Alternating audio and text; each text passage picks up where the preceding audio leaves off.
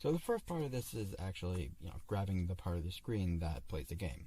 And that's actually pretty simple. You just use the MSS module, which, if any guys don't know, it's really useful in Python. I highly recommend.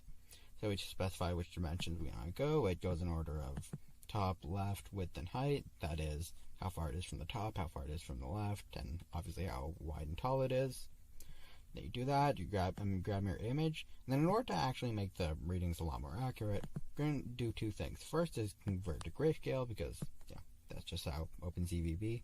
And then is turn it into binary, which allows us to read the contours a lot easier. After that, we get into the more, let's say, involved stuff.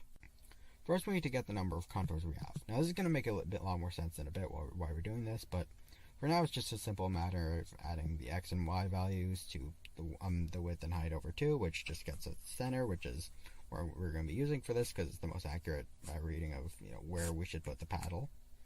So yeah, we just append that to our new list and we move on. Because we're just looking for the paddle and the ball, we don't want to detect anything else because otherwise it'll get confused and put the paddle in the wrong place. So what we have to do in very simplified terms, I have this in the description, so if you want to check it out yourself, you can do that.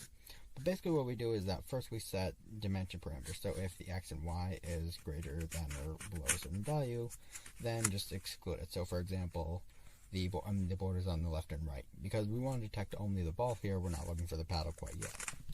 The next is detecting the number of surrounding pixels and the surrounding contours around it. Because the more surrounding contours something has, the larger it is, and because we know the ball is within a certain size, we want to exclude anything that's larger than that. So, for example, the numbers. The numbers are the largest object here, so because they have so many contours grouped together, this will count that, then this right here will exclude them based on that factor. So the next thing we want to do is track the position of the paddle. And in order to do that, we have to run this if statement, which exists separate from the rest of these, so we can bypass those parameters. Now what it does is that it looks for contours on that whose x value is greater than the parameter on the right. So basically, if it detects two contours, which we're tracking as the top and bottom of the paddle, then it counts those and compares that against the y position of the ball.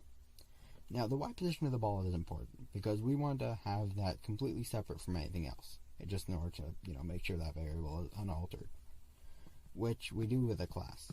Now, if anyone who passed 12th grade computer science, like I did, will remember a class of any object is actually stored within an actual memory unit within the computer. So what we do is that we have an attribute of the class called yPose, and once we find our ball, we simply assign that value to y.yPose, circle that, and track its position against the position of the paddle. So if it's greater than the y position, then it says down. If it's less, then it says up. And if it's in the middle, then it says do nothing, release all keys, you're good. So, as I explained before, what I did is that I took the part of the screen that's playing the game, and I've run edge detection and optical flow to get all the objects within the frame. Then what I've done is that I've put them through a bunch of parameters in order to rule out any contours that aren't the ball. So, for example, if it's within the borders of the rightmost red marker, as you can see on screen on the right, and the leftmost marker, which you can see on the screen on the left, which basically rules out the paddles. And there are a couple other conditions, like if it's not clumped together with too many other pixels, like the numbers are, which rules them out too. So once it's passed all those parameters, the computer basically says, okay, it's nothing else, then it has to be the ball. Then what it does is that once it's found the ball, it looks on the right side of that rightmost marker that I mentioned before. And if it finds anything on that side, then it says, okay, then there's nothing else, then it has to be the right paddle, because that's the paddle that's controlled by the player, and that's the one that the bot is going to be playing. So once it finds those two, it tracks their y values on the table, and if the ball is higher than the paddle, then it sends the paddle up. If the ball is lower than the paddle, then it sends the paddle down. It's pretty straightforward. So as the game is running, you can see that the blue marker is always trying to keep up with the moving red marker.